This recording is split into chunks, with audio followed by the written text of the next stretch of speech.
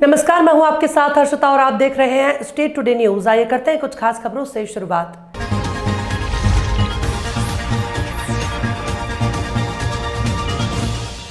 खबर यूपी के बलिया से है, जहां बलिया लोकसभा के करनई गांव में बीजेपी प्रत्याशी के समर्थन में चुनावी जनसभा को संबोधित करने आए सुभाष सपा के राष्ट्रीय अध्यक्ष ओम प्रकाश राजभर का जोरदार स्वागत किया गया। जहां मंच से ओम प्रकाश राजभर ने कहा कि आप लोग ईवीएम को बटन दबाओगे तो ये वोट ओम प्रकाश राजभर को मिलेगा। हम आपसे वोट अपने लिए मांगने आए हैं और आज जरूरत है मुझे वोट की। जब कमल के फूल वाली बटन को दबाओगे तो बिजली का बिल अब नहीं देना पड़ेगा। मोदी जी, योगी जी और ओम प्रकाश राजभर लपट कर तुम लोगों को बिजली अब फ्री देने की तैयारी कर रहे हैं। सभी लोग कमल पर बटन दबाइए। जिसके पास छत है और जिसके पास छत नहीं है उसको छत मिलेगा और सभी के छत पर पावर वाला प्लांट बिठाया जाएगा। चाहे ऊपर भी गर्म हो और नीचे भी गर्म हो और चुनावी टेम्परेचर मोदी जी के नाम पर, योगी जी के नाम पर एकदम गर्म हो। जनता चुनाव लड़ रही है। अभी आपने देखा कि फेफना के लोग आए थे। अभी उधर जहूराबाद बाकी है, मोहम्मदाबाद बाकी है, सदर बाकी है। पूरा चुनाव 80 की 80 सीट यूपी में योगी जी और मोदी जी के नेतृत्व में हम लोग चुनाव जीत रहे हैं। लगातार नेताओं का फटाफट बयान चल रहा है। आप क्या पूर्वांचल के लोगों को कहना चाहेंगे? कौन सा बयान देना चाहेंगे? वो फटाफट ऐसा क्या कहना चाहेंगे? देखिए, वो दगे हुए कारतूस हैं। वो दगे हुए कारतूस हैं। वो फायर नहीं हो सकता। इधर हम लोग जो कह रहे हैं जनता के बीच में, उसको हम लोग कर भी रहे हैं। मोदी जी के आप देख लीजिए, गरीबों के इलाज के लिए 5 लाख रुपए आयुष्मान कार्ड, किसानों के लिए किसान सम्मान निधि, आयुष्मान कार्ड के साथ साथ किसान सम्मान निधि के साथ साथ आपने देखा उज्ज्वला योजना जनता के बीच में, उसका लाभ, राशन जनता के बीच में। आपने देखा कि हम लोग भी अपने स्तर से आज बिजली की गारंटी है। पूरा प्रदेश नहीं, पूरा देश बिजली के बिल से परेशान है। हम लोग सोलर पैनल के सहारे हम लोग पूरे प्रदेश में 75% सब्सिडी देकर घर घर पे पैनल लगा करके हम बिजली फ्री देने की तैयारी में हैं। इंडिया गठबंधन के नेताओं का कहना है कि अखिलेश जी और राहुल जी के जनसभा में इतनी उमड़ पड़ रही है, भीड़ लगातार भगदड़ हो जा रहा है। बहुत ज्यादा भीड़ उमड़ पड़ी है। आजमगढ़ में भी वही हाल हुआ, आज आजमगढ़ में भी वही हुआ और इलाहाबाद में भी हुआ। देखिए, समाजवादी पार्टी की जब सरकार थी तो समाजवादी पार्टी गुंडों की सरकार कही जाती थी। तो वही पार्टी है ना जो उसमें लोग हैं। आपने शिवपाल जी के बयान को सुना होगा। शिवपाल जी जब अलग थे तो शिवपाल जी ने कहा था कि अब समाजवादी पार्टी वो समाजवादी पार्टी नहीं है। अब इसमें गरीबों की जमीन कब्जा करने वाले शराब माफिया गुंडे आ गए हैं। ये शिवपाल यादव के बयान थे जब वो अपनी पार्टी समाजवादी, प्रगतिशील समाजवादी पार्टी बनाए थे, तब उनके बयान है। तो वही लोग वहाँ हैं तो कुर्सी तोड़ेंगे, मंच तोड़ेंगे, मारपीट करेंगे।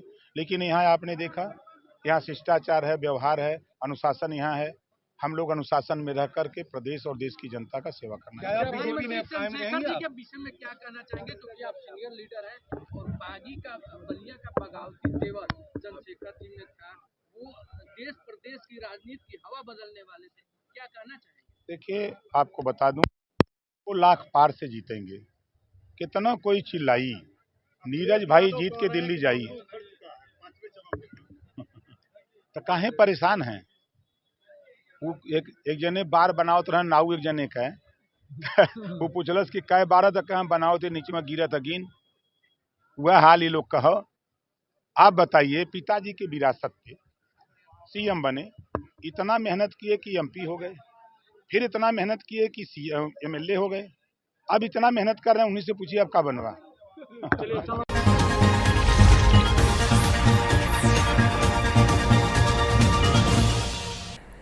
मशीनों की सहायता से डंपर भरवाए जाते हैं, जिसके बाद उसका अवैध परिवहन किया जाता है। अवैध उत्खनन कारोबारियों द्वारा नदी से निकलने वाली काली रेत 28,000 से 30,000 रुपए प्रति डंपर में बेची जाती है। लेकिन बिना रॉयल्टी और शुल्क के मिलने वाली इस खनिज संपदा के चलते अवैध कारोबारियों द्वारा महंगे दाम पर लोगों तक पहुंचा दी जाती है। रेत से भरे डंपर कार्रवाई नगर के मुख्य मार्गों से, जैसे बस स्टैंड, एसडीएम निवास के सामने से और तहसील और थाना परिसर के पास से दिन रात दौड़ रहे हैं। लेकिन इन्हें रोक टोक करने वाला कोई नहीं है। वेतवा पर खुलेआम मनमाने तौर पर यहाँ वहाँ खुदाई की जाती है, जिससे वेतवा का स्वरूप बिगड़ रहा है। वेतवा में जहाँ चाहे वहाँ खुदाई वाले स्थान देखे जा सकते हैं। ग्राम लचायरा, बोथी, दुनातर, देवली, सिरावली, जोनाखेड़ी, मड़िया, गिरवासा, रुसिया, विशनपुर और यहाँ तक कि कुरवाई नगरीय क्षेत्र में बेतवा नदी में ऐसे कई स्थान हैं। अवैध उत्खनन करने वालों ने जगह जगह बड़े क्षेत्र में किनारों को खोखला कर दिया। इससे नदी के किनारों का कटाव हो रहा है। वहीं इस कटाव से नदी का बहाव भी प्रभावित हुआ। इससे वर्ष 2022 में बाढ़ जैसी स्थिति निर्मित हुई।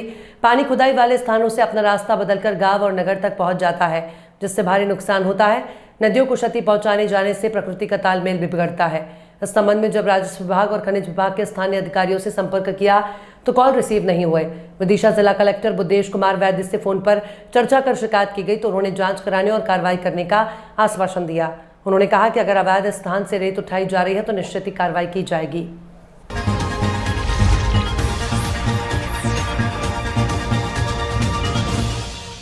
अब्दुल्लागंज नगर और ग्रामीण क्षेत्र में गिरते भूजल स्तर के कारण जल संकट और गहराता जा रहा है। जल स्तर गिरने के कारण शहर के विभिन्न वार्डों में लगे हैंडपंपों में से पानी निकलना कम होता जा रहा है और बहुत कम मात्रा में पानी निकल रहा है। नगर के वार्ड क्रमांक 11/12 के अंतर्गत आने वाले अर्जुन नगर में भी जल संकट की स्थिति बन रही है। वार्ड वासियों के मुताबिक एक दिन छोड़कर पानी की सप्लाई होती है। इसके बावजूद भी पानी की पर्याप्त पूर्ति नहीं हो पा रही है, क्योंकि वार्ड में लगे हैंडपंप पर वार्ड के लोग पानी के लिए काफी निर्भर रहते हैं। गर्मियों के मौसम के अलावा भी ज्यादातर लोग इन्हीं हैंडपंपों के भरोसे रहते हैं, क्योंकि पानी रोजाना सप्लाई नहीं करता है नगर परिषद। इन वार्डों में हैंडपंप लगे हैं जिनमें काफी कम पानी आ रहा है। इस कारण पानी भरने के लिए लाइन लगी रहती है और लोगों को हैंडपंप से पानी भरने के लिए लाइन में लगना पड़ रहा है। वार्ड वासियों ने बताया कि जल स्तर गिरने के कारण पानी नीचे चला गया। वहीं नगर परिषद अब्दुल्लागंज, दाहोद, समेल से हजारों लीटर रोजाना बर्बाद कर रही है। पानी नूरगंज में भी लोगों ने अपने हिसाब से कर रखे अवैध कनेक्शन, लेकिन जिम्मेदार अनजान कैसे हैं। गर्मी में पानी की बर्बादी रुके कैसे। खबरों में फिलहाल इतना ही। और भी खबरों के अपडेट्स के लिए आप देखते रहिए स्टेट टुडे न्यूज़।